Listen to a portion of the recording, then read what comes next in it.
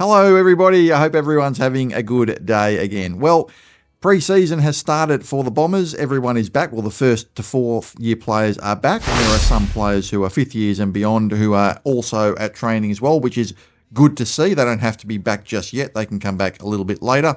But I thought it would be an appropriate time to continue the 43 players in 43 days series and focus on NIK COX in particular.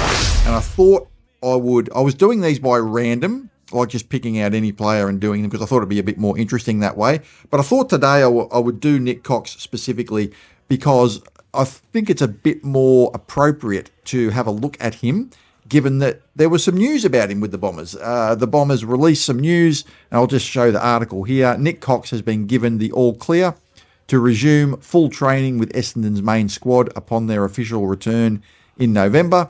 The 23-year-old is no longer required to appear before the AFL Concussion panel, having successfully met all benchmarks for reintegration into full training. Cox also ticked off requirements from the club and has fully participated in its off-season program. The Bombers will still take a conservative approach with the 6-year utility throughout the pre-season, aiming to give him the best chance to return to football at the highest level.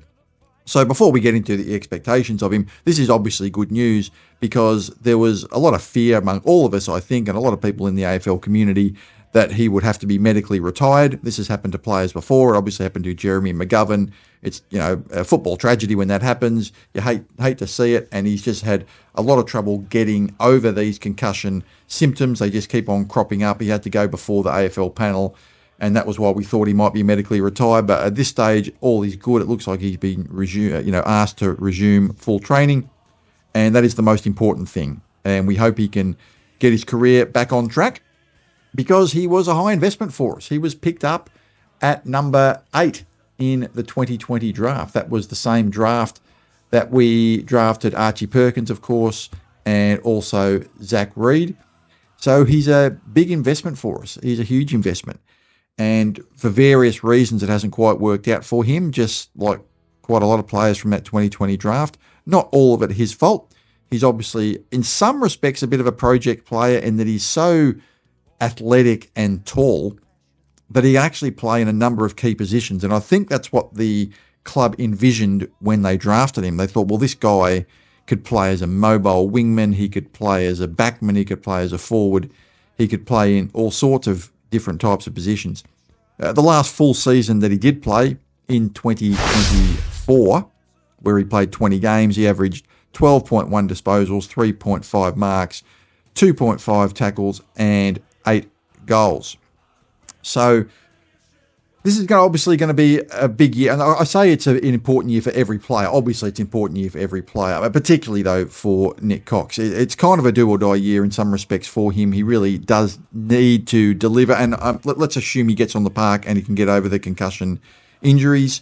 And these are assumptions, of course, he might not be able to, but let's just suppose he can. Then he's a very important player, at least for depth. I think he's kind of suited at the moment with the club, forgetting the fact that he was a high draft pick. I think at the moment he's kind of suited to a second or third tall defensive role, and we do need a little bit of depth down there. Hayes won't be back for probably at least until round 6 or 7. Hayes did his knee around about that time, around 6 or 7 in last season. So let's give him the 12 months. He's not going to be back. There's obviously always injury concerns over Ridley and Reed. Mackay's generally a bit more consistent in terms of getting him on the park. So there is obviously a possibility of him helping down there and playing in the back line. I think that's probably at the moment where he's most suited to. But he's tall. He can help out in the ruck. Even though he's not a ruckman, he can help out in that position, which could be something that is needed to do early in the season. We do have a dearth of ruckman at the moment, with Blackiston probably looking like he's going to be taking over that position, at least in the early part of the year. But he also can play as a mobile wingman. Even though we do have a couple of wings, he can play in the forward line. He really is a genuine utility that can play in almost any position. But the most important thing is that he's back, he is resuming full training, and he is obviously a chance now to start to fulfill his potential, which he hasn't been able to do. If you just have a look at his career, he's only had 2 seasons where he's played 20 games. 2021, his first season, where he played 22 games, and 2024, where he played 20 games. The other 3 seasons, 2022, he played 5, 2023, he played 6, and last year, of course, he didn't play a game at all. And he does give us a lot of flexibility when he's in the team. My main criticism of him a little bit is that he does sometimes get pushed too easily off the ball, and I've said that he needs to bulk up a little bit. Maybe that's a bit unfair. Obviously, I'm not a physiologist. I don't work in that industry, but just looking at him, he does look thin. I think it could just be his body shape. I mean, some players are just built like that.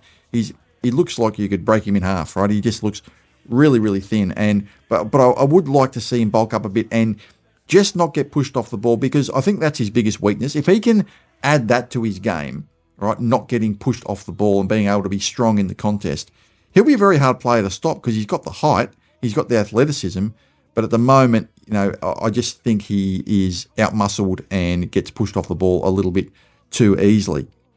So what are the questions we've got for him going into the 2026 season? Well, obviously, easily the biggest season of his career, 6th season coming up, is that can he get his concussion issues sorted once and for all? It's a good sign so far.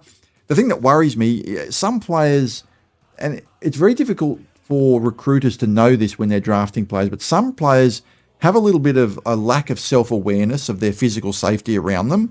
I don't know if you guys have noticed this with some players. I remember Jacob Kazitsky from St Kilda. He was one that seemed to have no idea, really good player, right? I think he was pick number 2 or whatever it was in the draft about 20 years ago. But he seemed to have no idea that there were players running near him that could crash into him. And he used to get concussed and knocked around all the time.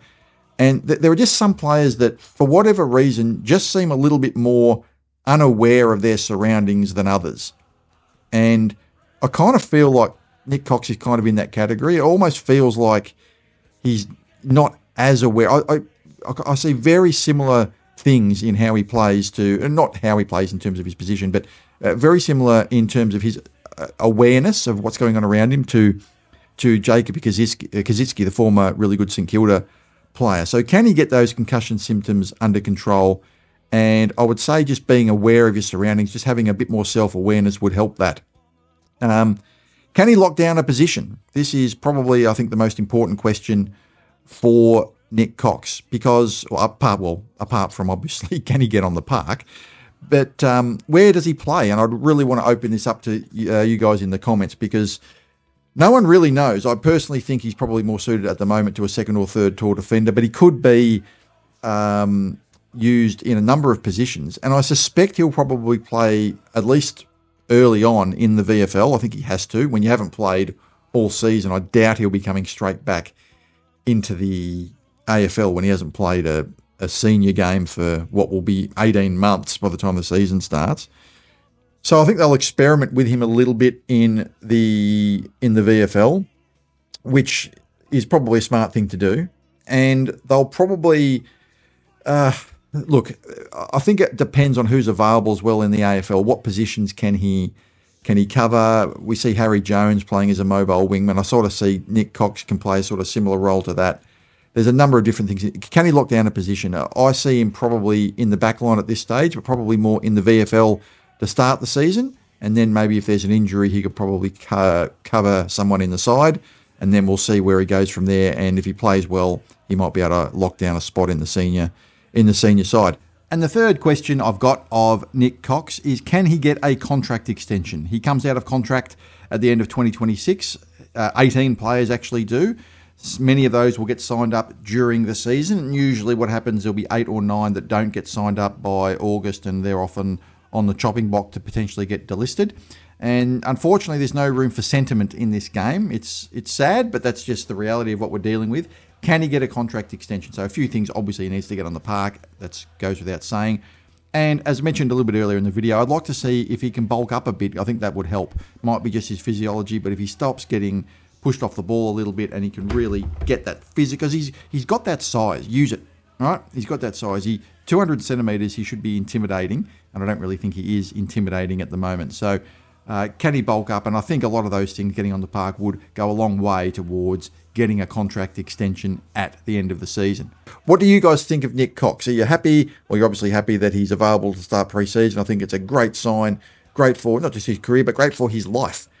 right? You don't want to see someone medically concussed from being a professional footballer. That would be a tragedy. So he's back. Where do you consider his best position? I think we'll get a lot of different answers on this. I'd really like to know.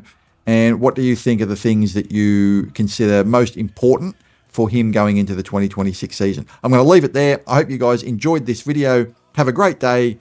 And as always, go Bombers.